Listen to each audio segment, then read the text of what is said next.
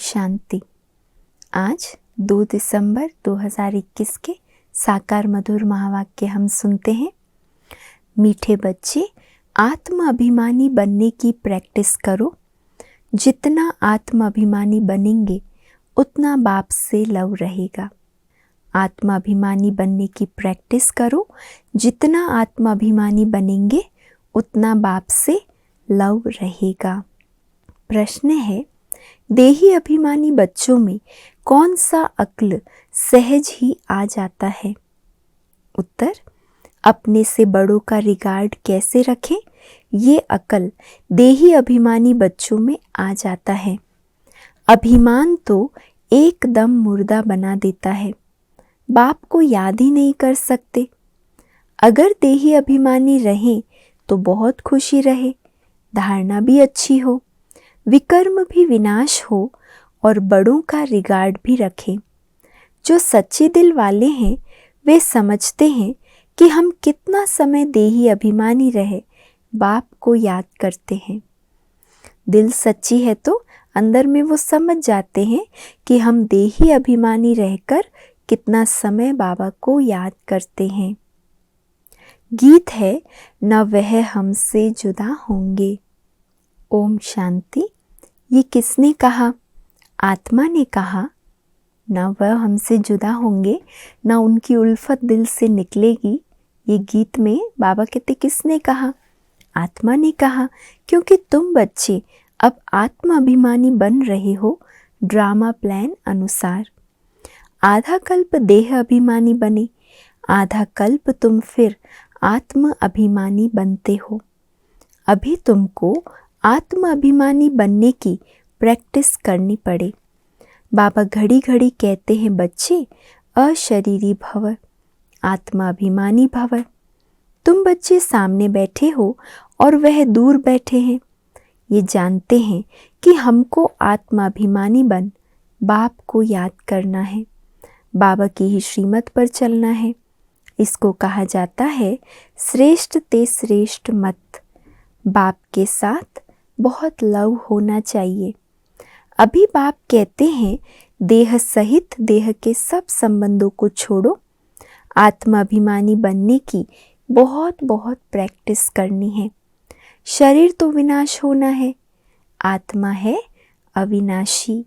विनाशी शरीर को याद करने के कारण आत्मा को भूल बैठे हैं। ये भी बच्चों को समझाया जाता है कि आत्मा क्या चीज़ है। कहते भी हैं कि आत्मा छोटी स्टार मिसल है, इन आँखों से देखने में नहीं आती है। उनको दिव्य दृष्टि बिगर देखा नहीं जा सकता। आत्मा को देखने की कोशिश बहुत करते हैं परंतु देख नहीं सकते। कोई दिव्य दृष्टि से देखते भी हैं तो भी समझ नहीं सकते कि ये क्या चीज़ है। बड़ी चीज़ तो है नहीं। आत्मा बिल्कुल छोटी स्टार मिसल है। कितनी छोटी बिंदी है, ये बातें किसकी बुद्धि में बैठना बड़ा मुश्किल है, क्योंकि आधा कल्प से देह अभिमान में रहे हैं। बाप समझाते हैं, तुम अपने को आत्मा निश्चय करो। हम आत्मा वहाँ के रहने वाले हैं, ये शरीर तो यहाँ लेना है। यह शरीर 5 तत्वों का बना हुआ है। शरीर अर्थात पिंड जब तैयार होता है तो फिर छोटी आत्मा इनमें प्रवेश करती है, चैतन्यता आती है। आत्मा भी सत्य चैतन्य है तो परमपिता परमात्मा भी सत्य है, चैतन्य है, परमात्मा है। वह कोई बड़ी चीज़ नहीं है। आत्मा भी छोटी है। जैसे इनमें ज्ञान है वैसे तुम्हारी आत्मा में भी ज्ञान है। इतनी छोटी आत्मा में सारा ज्ञान है, ये इतना बड़ा वंडर है। परंतु बच्चे घड़ी घड़ी ये बातें भूल जाते हैं, देह अभिमान में आ जाते हैं।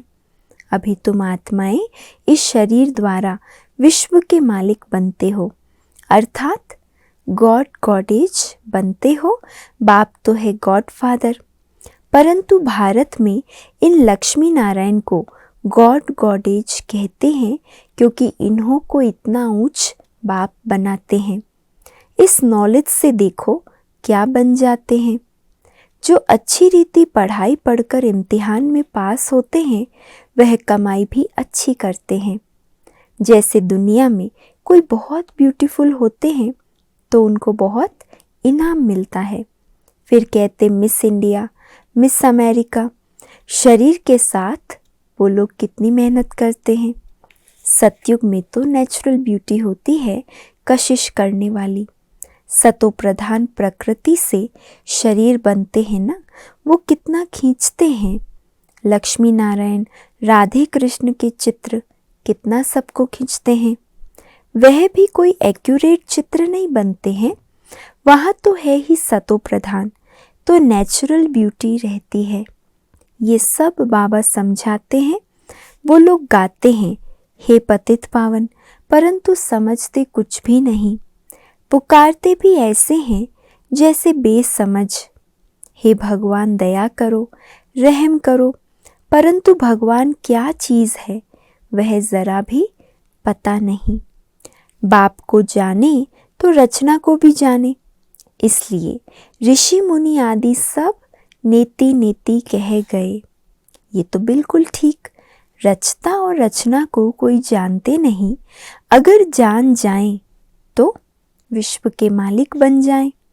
अभी तुम समझते हो, इन लक्ष्मी नारायण को भी ऐसा बनाने वाला बाप ही है। अभी तुम बाप के सम्मुख बैठे हो, परंतु आधा कल्प दे अभिमान में रहने के कारण इतना रिगार्ड रख नहीं सकते। आत्माभिमानी बनते ही नहीं हैं। देही अभिमानी बनने से दिन प्रतिदिन तुम्हारा रिगार्ड बढ़ता जाएगा।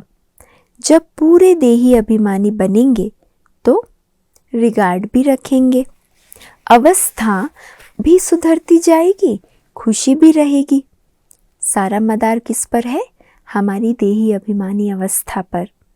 नंबरवार तो होते हैं ना, जैसे बाप तुमको समझाते हैं, तुम भी औरों को युक्ति बताते रहो कि अपने को आत्मा समझो। अब तुम्हारा 84 का चक्र पूरा हुआ, अब वापस चलना है। हम आत्मा घर से यहाँ आकर शरीर धारण कर पार्ट बजा रहे हैं। यहाँ कितने जन्म लिए वो भी बुद्धि में नॉलेज है। देही अभिमानी बनने में ही मेहनत है। घड़ी घड़ी माया देह अभिमानी बना देती है। अभी तुमको माया पर जीत पाकर देही अभिमानी बनना है। एकांत में बैठ विचार करो, हम आत्मा है। बाप ने कहा है मामेकम याद करो तो विकर्म विनाश होंगे। इस देह में मोह नहीं रखो। हम आत्मा अविनाशी है। हमको भाइयों में भी बुद्धि योग नहीं लगाना है। भाई को भाई से वर्षा थोड़ी मिलेगा। न कोई की आत्मा को न भाई के शरीर को याद करना है। याद एक बाप को करना है, वर्षा भी बाप से ही मिलेगा। हम आत्मा अब अपने घर जाती हैं, फिर सतयुग में आकर अपना राज्य भाग्य लेंगी। वहाँ आत्मा अभिमानी होंगे। यहाँ माया रावण देह अभिमानी बना देती है। अभी तुम फिर आत्म अभिमानी बनने का पुरुषार्थ कर रहे हो। अपना कल्याण करते रहो। यहाँ चित्रों के सामने आकर बैठो। जैसे मिलिट्री को फील्ड में प्रैक्टिस कराई जाती है ना, अभी तुमको आत्म अभिमानी बन बाबा को याद करने की प्रैक्टिस करनी है। बाप कहते हैं तुम तो मेरे बच्चे हो ना। देह अभिमानी बनने से तुम माया के बन गए हो। बुलाते भी हो कि हे पतित पावन, हे ज्ञान के सागर। बाकी तो सब है भक्ति के सागर। भक्ति मार्ग का कितना विस्तार है। बाप आते हैं झूठी दुनिया में, सो भी साधारण रूप में। ड्रामा में नूंद ही ऐसी है। पतित शरीर में ही बाप आते हैं, लक्ष्मी नारायण के शरीर में थोड़े आएंगे। उन्हों को तो राज्य भाग्य मिला हुआ है, तो उसमें मैं कैसे आऊं? मुझे साधारण रूप में पहचानते नहीं हैं। पुकारते हैं, परंतु ये समझते थोड़े ही हैं कि वह भी ज़रूर कोई शरीर में आएंगे ना। मेरा रूप तो है निराकार बिंदी, तो ज़रूर प्रजापिता ब्रह्मा के तन में ही आऊँगा। प्रजापिता तो ज़रूर यहाँ होना चाहिए, ज़रूर पुराना तन होगा। ये ब्रह्मा पुराना और बाजू में विष्णु नया खड़ा है। त्रिमूर्ति के चित्र में कितना ज्ञान है। तुम बच्चे आगे इन देवताओं को बुलाते थे, श्री नारायण की कितनी खातिरी करते थे, है ना। देवताओं की आत्माओं को बुलाते थे। वंडर है ना, हम खुद नारायण को कितना प्यार करते थे। श्री नारायण आया है, इनको खिलाओ पिलाओ। अंदर में समझते हैं अभी हम बन रहे हैं, जो बना हुआ है उनकी ज़रूर खातिरी करेंगे। गोया हम अपनी खातिरी करते हैं। बाबा भी कहते थे अपनी खातिरी करते हो। तुम बच्चों ने देखा तो है ना, ये बड़ी वंडरफुल बातें हैं। ये दूसरा कोई समझा न सके, तुम ही समझा सकते हो। ये तो है ही बिल्कुल नया ज्ञान। बाप कहते हैं मैं फिर से देवी देवता धर्म स्थापन करता हूँ। आदि में है देवी देवताओं का राज्य, मध्य में है रावण राज्य, अभी है अंत, अंत में तो बाप खुद आते हैं। अभी बच्चे तुम आदि मध्य अंत को जान गए हो। अब बाकी थोड़े समय में क्या क्या होने वाला है। विनाश भी ज़रूर होगा। कहते हैं महाभारत लड़ाई लगी थी, अब फिर लगेगी। इस समय ये किसी को पता नहीं है। पतित पावन तो एक ही बाप है, वह आया है तो बाकी कितना समय रहेगा। श्री कृष्ण तो हो न सके, उसने तो सतयुग में एक जन्म लिया। कृष्ण नाम से फिर नाम रूप बदल गया, शरीर की बनावट ही बदल जाती है। बाप ने समझाया है कि तुम ही जो पूज्य थे वही फिर पुजारी बने हो। 84 जन्म कैसे लिए हैं ये भी बाप ने समझाया है। और कहते हैं तुम आधा कल्प देह अभिमान में रहे हो, अब देही अभिमानी बनो, तुम आत्मा हो। मैं तुम्हारा बाप परम पिता परमात्मा हूँ। मैं अशरीरी हूँ और बच्चों को बैठ अपना परिचय देता हूँ। ये जो गाया हुआ है अति इंद्रिय सुख गोप गोपियों से पूछो, ये अंत की बात है। जब इम्तिहान की रिजल्ट नज़दीक आती है, जो बच्चे जास्ती सर्विस करते हैं वह ज़रूर सबको प्रिय लगेंगे। प्रदर्शनी आदि में भी पहले उन्हों को याद करते हैं। लिखते हैं फलाने को भेजो, इसका मतलब खुद समझते हैं ये हमसे होशियार है, तभी तो लिखते हैं फलाने को भेजो, क्योंकि हमसे होशियार है। अंदर में तो ऐसा समझते हैं। परंतु देह अभिमान बहुत है। हमारा बड़ा भाई व बहन है तो फिर उनको रिगार्ड भी देना चाहिए। ऐसे कभी नहीं कहेंगे फलाने हमारे से 100 गुना अच्छे हैं। किसको रिगार्ड रखने का भी अकल नहीं है। रिगार्ड रखना भी एक बहुत सुंदर दिव्य गुण है। तो बाबा कहते हैं अगर कोई आपसे होशियार है, हाँ आगे है पुरुषार्थ में, ज्ञान में, सुनाने में प्रवीण है, तो उसका रिगार्ड रखना है। बाप जो समझाते हैं उस पर चलते नहीं तो उन्हों का क्या हाल होगा। स्वयं भगवान आकर इतनी शिक्षा, इतनी सावधानी देते हैं, बाबा कहते फिर भी समझते नहीं हैं तो क्या हाल होगा। देह अभिमान मुर्दा बना देता है। बाप कहते हैं देही अभिमानी बनो। सवेरे उठ शिव बाबा को याद करो, वो भी नहीं करते। अच्छे अच्छे महारथी योग में बहुत कम रहते हैं। ज्ञान तो छोटे बच्चे भी समझा सकते हैं, परंतु तोते मुआफिक हो जाता है। ज्ञान सुनना या ज्ञान सुनाना, बाबा कहते वो तो बहुत आसान है, लेकिन मुख्य सब्जेक्ट है याद की। इसमें तो योग में रहे, धारणा भी हो, तब खुशी चढ़े। योग बिकर विकर्म विनाश हो न सके। याद किया जाता है पवित्र चीज़ को तो उनके साथ लव भी बहुत होना चाहिए। पवित्र ते पवित्र शिव बाबा है तो उनके साथ प्यार भी बहुत होना चाहिए। घड़ी घड़ी समझाया जाता है मन मना भव। आधा कल्प देह अभिमानी रहे तो देही अभिमानी रहना मुश्किल लगता है, बहुत मेहनत लगती है, कितने वर्ष लग जाते हैं देही अभिमानी अवस्था बनाने में। अपने को छोटी आत्मा समझ और बाप को भी बिंदी समझ याद करें, इसमें मेहनत है। जो सच्चे होंगे वो अंदर फील करते होंगे कि हम कितना याद करते हैं। ये प्रैक्टिस बहुत डिफ़िकल्ट है। 21 जन्मों के लिए स्वर्ग की बादशाही पाना कोई कम बात है क्या? तुम समझते हो हम छोटी आत्मा, उसमें 84 जन्मों का पार्ट नूंदा हुआ है।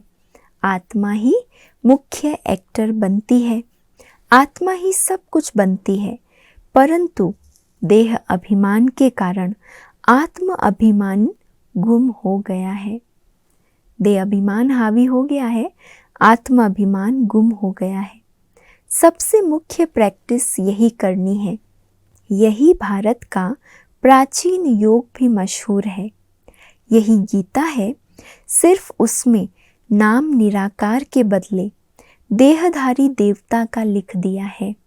बाप कहते हैं जिसने बहुत भक्ति शुरू से लेकर अंत तक की है वही नंबर 1 ऊपर जाएंगे।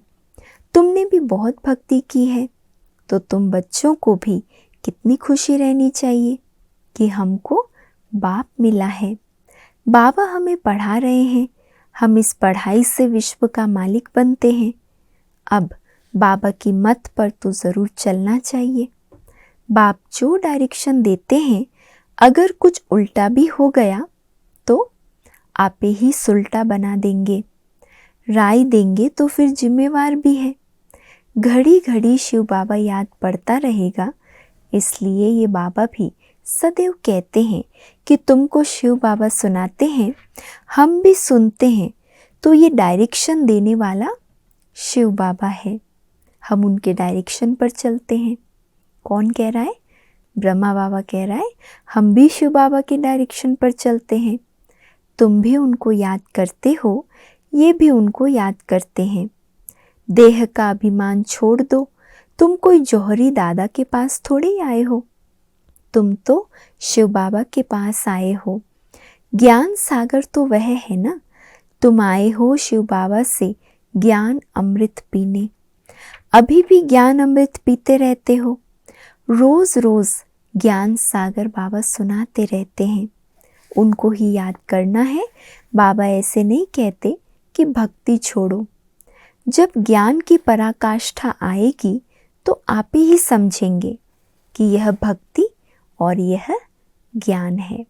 दोनों का अंतर आप ही समझ जाएंगे और फिर आप ही भक्ति छूट जाएगी। आधा कल्प तुमने भक्ति की है, वापस तो कोई गया नहीं, ले जाने वाला तो एक ही बाप है। अच्छा, मीठे मीठे सिके लधे बच्चों प्रति माता पिता बाप दादा का याद प्यार और गुड मॉर्निंग। रूहानी बाप की रूहानी बच्चों को नमस्ते और हम सब रूहानी बच्चों की रूहानी माता पिता बाप दादा को याद प्यार, गुड मॉर्निंग और नमस्ते। धारणा के लिए आज का मुख्य सार है, पहला, बाप जो राय देते हैं उसे शिव बाबा की श्रीमत समझ चलना है, ज्ञान अमृत पीना और पिलाना है। दूसरा, सबको रिगार्ड देते हुए सर्विस पर तत्पर रहना है। देह अभिमान छोड़ देही अभिमानी रहने की प्रैक्टिस करनी है। आज का वरदान है, बालक और मालिकपन के बैलेंस द्वारा युक्ति युक्त चलने वाले सफलता मूर्त भव। बालक और मालिकपन के बैलेंस द्वारा युक्ति युक्त चलने वाले सफलता मूर्त भव। जितना हो सके सर्विस के संबंध में बालकपन, अपने पुरुषार्थ की स्थिति में मालिकपन, संपर्क और सर्विस में बालकपन, याद की यात्रा और मंथन करने में मालिकपन, साथियों और संगठन में बालकपन और व्यक्तिगत में मालिकपन। इस बैलेंस से चलना ही युक्ति युक्त चलना है। इससे सहज ही हर कार्य में सफलता प्राप्त होती है। स्थिति एक रस रहती है और सहज ही सर्व के स्नेही बन जाते हैं। स्लोगन है, सोचना और करना समान हो तब कहेंगे विल पावर वाली शक्तिशाली आत्मा। सोचना और करना समान हो तब कहेंगे विल पावर वाली शक्तिशाली आत्मा। आज का व्यक्त इशारा है, कर्मातीत का अर्थ यह नहीं है कि कर्म से अतीत हो जाओ। कर्म से न्यारे नहीं, कर्म के बंधन में फंसने से न्यारे। कर्म से न्यारे नहीं, लेकिन कर्म के बंधन में फंसने से न्यारे, इसको कहते हैं कर्मातीत। कर्म योग की स्थिति कर्मातीत स्थिति का अनुभव कराती है। यह कर्मयोगी स्थिति अति प्यारी और न्यारी स्थिति है। इससे कोई कितना भी बड़ा कार्य मेहनत का हो, लेकिन ऐसे लगेगा जैसे काम नहीं कर रहे हैं, लेकिन खेल कर रहे हैं। इतना न्यारा और प्यारा अवस्था का अनुभव होगा। अच्छा, ओम शांति।